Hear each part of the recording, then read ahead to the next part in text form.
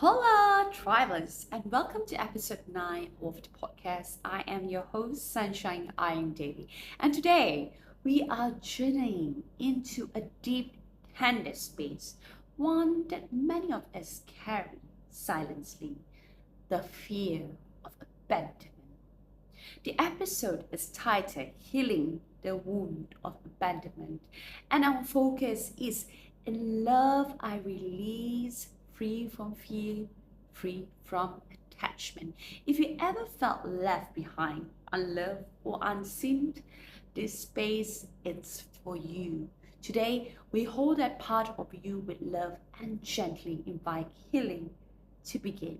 Allowed me to share a story about my personal experience of abandonment. See, since when I was a toddler, I've been dealing seriously with abandonment, especially from the most important figures in a child's life, a father. I was often told that he was busy with work, which explained why he could not be present with me.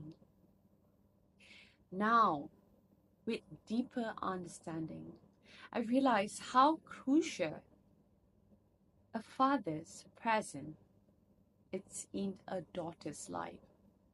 Yet, I never have truly had the chance to bond with him as often as it gets when the years come. My father was just like a whirlwind, coming and going as he pleased. Although I treasure a few fond memories that I have with him, the pain runs deep. What hurt me the most was when I was just 16 years old. He chose his girlfriend, who ironically shares the same birthday as me, and he left for Japan.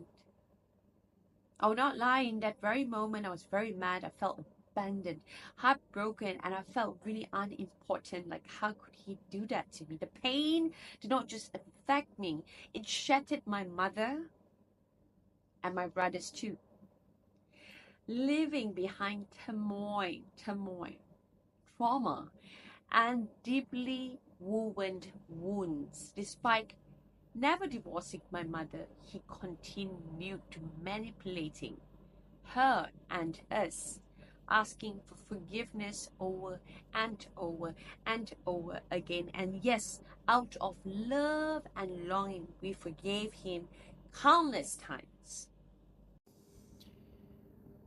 I prayed for him to change since when I was a toddler, every single day, every single night. But sometimes we just have to accept it, sadly. Some people old habits die hard. I'm sharing this story not because I would want to criticize or discriminate against my father. Now, that is out of the equation.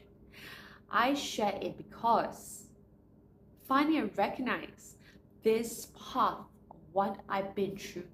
It's my divine calling to help others, children and adults alike, who walk subconsciously in the fear of abandonment, not recognizing their wounds, not knowing they are struggling because of the fear of abandonment have led them to sufferings. Through years of prayer, meditation, and reading the word of Lord, I began to see clearly. My fear of abandonment was actually rooted since when I was a child. It was part of me in a childhood of mine.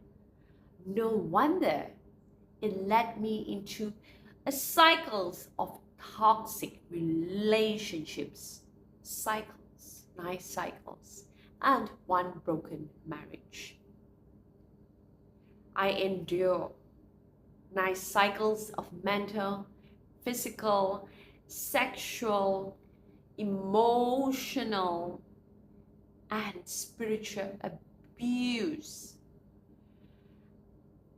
Wow, talking about this gets me overwhelmed at times. Each abuser resembling the traits of my father. I was like, whoa, this is too much. Why are they like my dad? Sooner or later, they lied, cheated, abused, and almost destroyed me with their lack of empathy. Now, when I'm all grown up and finally spiritually matured, I'm able to see it plainly from a third-party perspective. My mother and siblings and I were used as a security blanket, feeding to his pride, to his greed, to his lust and ego. I grew up insecure, really insecure, with low self-esteem, without people knowing that by the grace of God, I am finally broken free. And for the past 2.5 years, the best thing I've ever done for myself, I've embraced singlehood. I've embraced living on my own. I've embraced to learn to acknowledge my feelings, my emotions, and my outbursts, choosing to heal, choosing healing first, self-love first, by not getting involved into another relationship or having a rebound, and complete detachment, totally detachment from those who have hurt me, right? From the fear of abandonment. And now I can stay in a place that not fearing that to live alone anymore. I'm so happy to say this, that I don't feel fear to live alone, because I now finally know I am never truly alone. Come think about it. I always have my very divine conversation where God and his angels intervene and always are with me. Now I tell myself this, and I want you to tell yourself this too. If you were in a toxic relationship and perhaps the patterns that keep repeating, just know that you deserve a love that is so real, a man who honors my hard work. I tell myself that. Respect my spirit, connect with me deeply, and walk righteously alongside me. To anyone who is listening, who carries the same fear as I do, which most of the world, which is the fear of abandonment, just know this. Your wounds does not determine who you are. Your story is not over, but your story just began.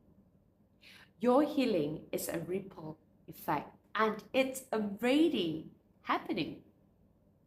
And let me just tell you that if you ever wonder you have been abandoned, you are never truly abandoned when you choose God and you walk with God.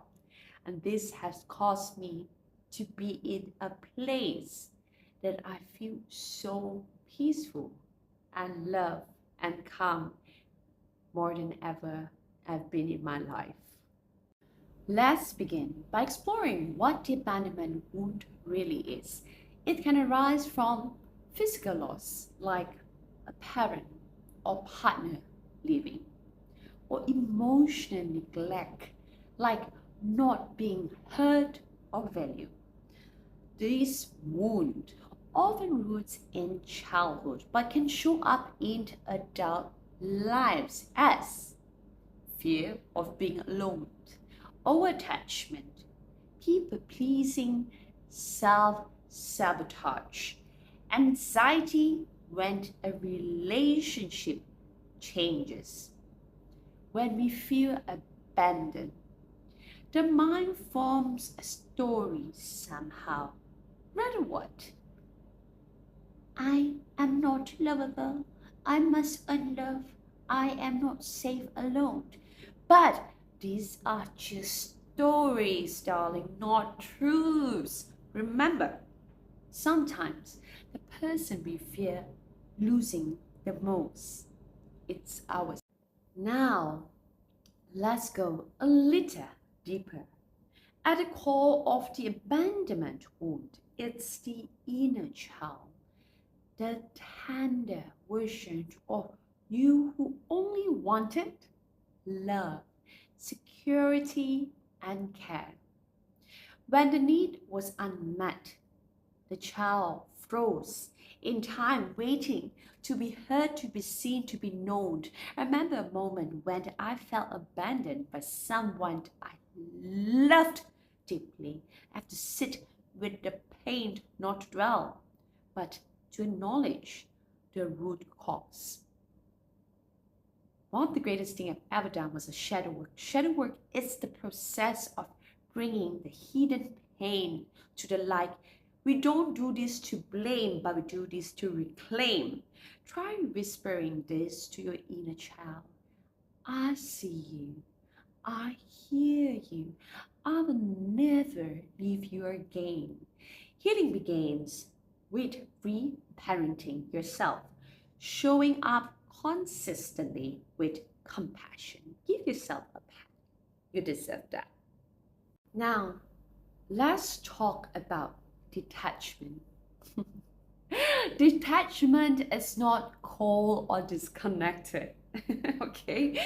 It's the ability to love without fear or losing.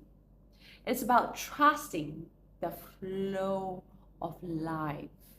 When you are fear, abandonment especially, you may hold on tightly to certain people or outcomes that does not serve you anymore.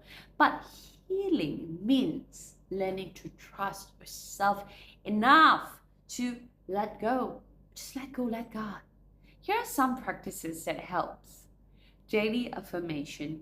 I'm whole, I'm safe within. Grounding through journaling and breath work makes me heal. Creating and honoring your own boundaries creates a safe space for myself to heal. You are not empty without others. You are your own home.